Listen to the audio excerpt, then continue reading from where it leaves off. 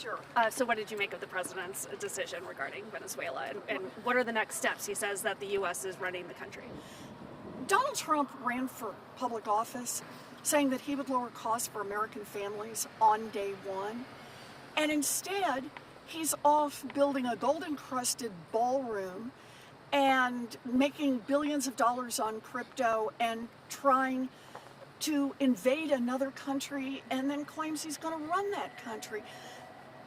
Donald Trump has not delivered on his promises here at home. And the American people are feeling the consequences of that. What he's trying to do in Venezuela is just plain wrong. You tell me how any American family is going to be helped by Donald Trump handing Venezuela over to the oil companies. We need to focus on making this economy work for American families. And boy, that is not what Donald Trump is doing.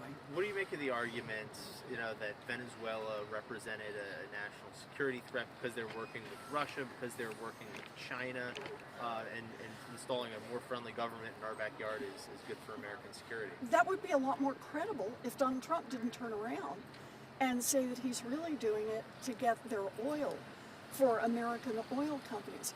Remember, Donald Trump, during his election, said to the oil companies that if they would give him $1 billion, that he would really deliver for them. And now he evidently has delivered Venezuela.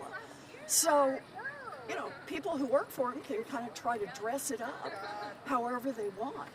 But the reality is Donald Trump is delivering big time for American oil companies and not delivering at all for American families who are seeing their costs go up for housing, for health care, for groceries, and for electricity. In the middle of all of this, DHS has made clear they're going to continue the deportation flights to Venezuela, a government that doesn't really have a president right now. What do you make of that? Well, keep in mind, actually, Venezuela does have a president right now. Donald Trump claims he got rid of Maduro because he's a bad guy, and he was a bad guy. But look who's running Venezuela right now. It's Maduro's number 2, who is evidently entirely in sync with Maduro. None of this makes any sense. When Donald Trump says he's going to run Venezuela, nobody here understands what that means, other than it sounds an awful lot like one more version of the Republicans pulling America into endless wars. And what do you make of the deportation flights and that being a priority right now? Again, it just makes no sense, other than Donald Trump wants to go down and run another country because he's doing such a bad job here in the United States, and hopes that American families that can't afford groceries and can't afford rent will give him a pass on this. And I don't think they're going to. Do you think Congress will conduct any oversight into this? You'd have to ask the Republicans. The Democrats are ready to go on oversight. Congress should be asking tough questions about what's going on in Venezuela, but so far, Republicans in the United States Congress have just bowed down to their king, Donald Trump. And that's the kind of problem this creates. A Donald Trump that has no restrictions on him, no restrictions imposed by the Constitution, no restrictions imposed by Congress, no restrictions imposed by the Justice Department, is a Donald Trump that is a danger to America and a danger to the world.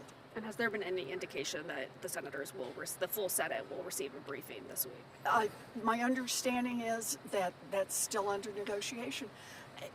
Again, the law specifically requires that the Gang of 8, as it's called, was supposed to receive a briefing within 48 hours. That didn't happen. The whole Senate should receive a briefing. But Donald Trump and the but Donald Trump evidently doesn't feel like he has to follow the law, and the Republicans in the Senate don't seem to be inclined to make him do that. Thank you, Thank you, Senator. ma'am. You bet.